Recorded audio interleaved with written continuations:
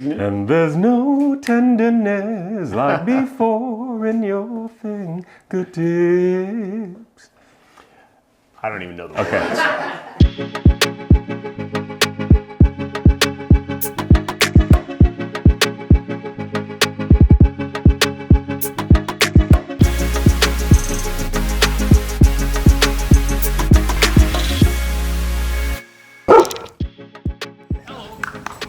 Hey man. My pleasure. See? Just a neighbor walking over. Exactly. Welcome to my home. Welcome to Poppy's trying to make you feel at home here.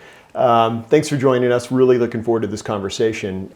You're currently the chair at Bain Company. You've been there for over 35 years, really leading transformation and driving so much change and progress over the years. And I'm really looking forward to people at our firm and our audience just to learn a little bit about your experiences and what you've done over the course of your career that's made you so successful and helped drive Bain. So thank you for sharing all of this with us. Sure. Anything I can do, I'm happy to do it. We're going to get to some serious questions, but we have a game that we're going to play as well called Neighborly Question Roulette. Okay. And I'm going to pull this briefcase out, and in it are some questions that the team have prepared for us. I have no idea what's in here. And I have no idea what's in here. And you have no idea what's in here. And you can decide if you want to answer the question you pull.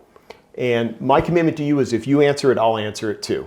All right, go for it. Let's start that way. That'll be a fun way to start. Right at the top. If you could send a voice memo to your younger self on your first day at Bain or Goodwin, what would you say?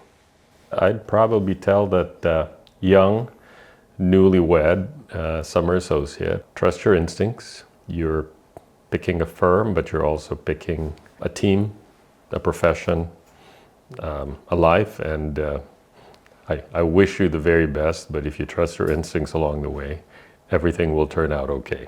So.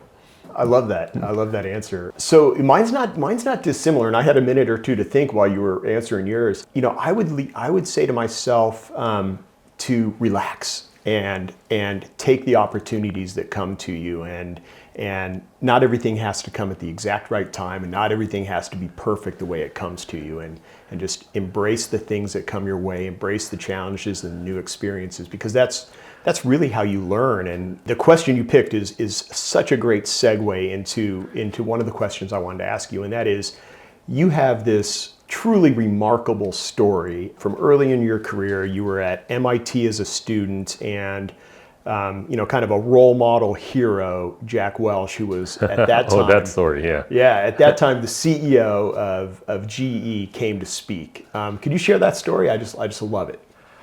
So I was one of the group, leading student government, and I said, let's invite. Yeah, he was probably my business hero. To my surprise, he accepted. So the essence of the story is, he's in front of our large auditorium. We're not a large business school. I introduce him as the host, and then I go to my seat in the front, and he goes up and starts talking. And a guy comes running down the center aisle in full combat fatigues with a gas mask, carrying a pail of fuming white stuff, drops it in front of Jack. Everyone's scatters. Yeah. And I guess in my stupidity, or maybe my hypothesis, as his host, I covered my mouth, went over, grabbed it, and took it outside. Yeah. And so we continued on, and he did a great speech. Turned out to be what I thought it might be. If any of you have been to children's parties, it was like dry ice and water. Yeah. So one of the things that I love, you have a saying that I've heard you say a number of times that I really just love, is that a Bainey never lets another Bainey fail. Mm-hmm. Tell us a little bit about where that mantra came from and what it really means to you. When you select a CEO, whether it's a law firm, a consulting firm, or any of our clients, you're picking a person for their capabilities, but presumably you're also picking them to develop or deliver a strategy that fits for that company. But after the strategy, especially for people-based firms, for services firms, where the product is us, there's a clear set of values that make the company who they are. We call them operating principles.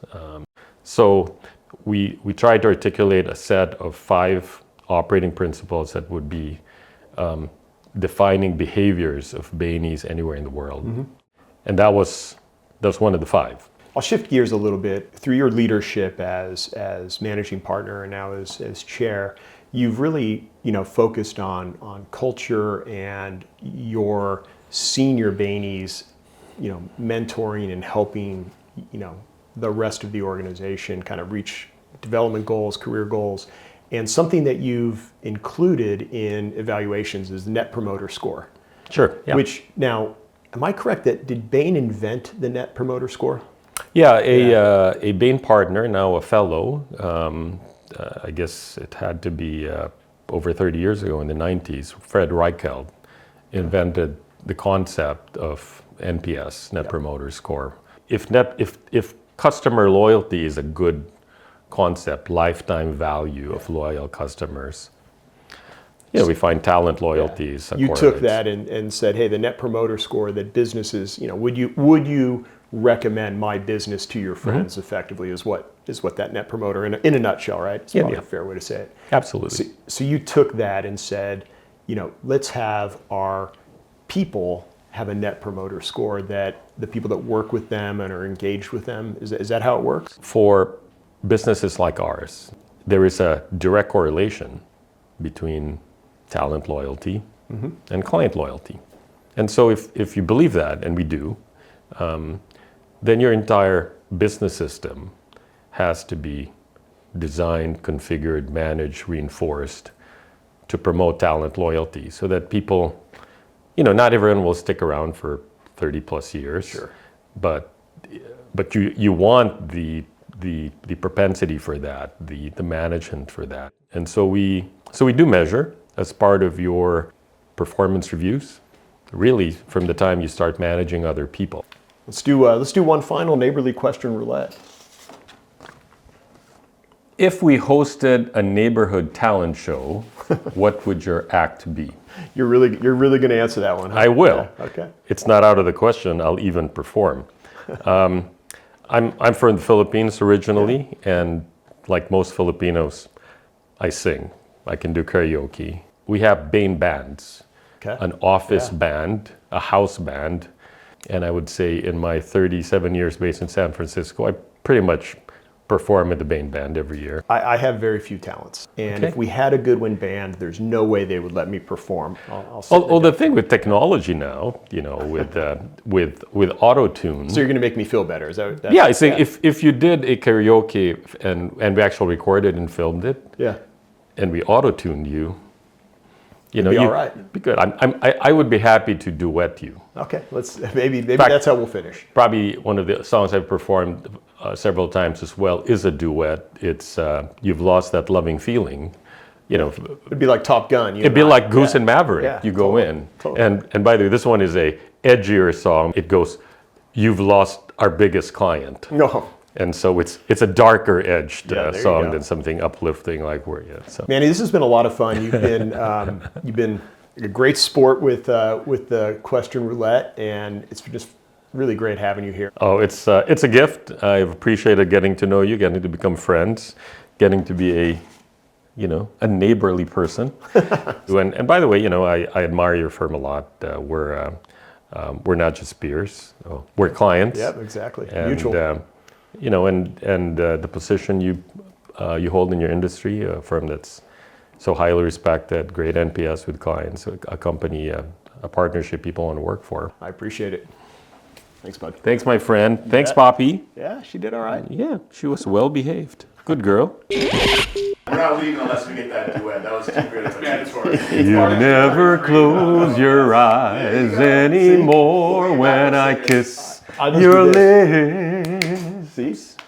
He's like perfect, isn't it? And there's no tenderness like before in your fingertips. You've lost our biggest client. Whoa, our biggest clients. You've lost our biggest client. Now they're gone, gone, gone. Whoa. All right. You guys owe us big time for that. You owe us big time.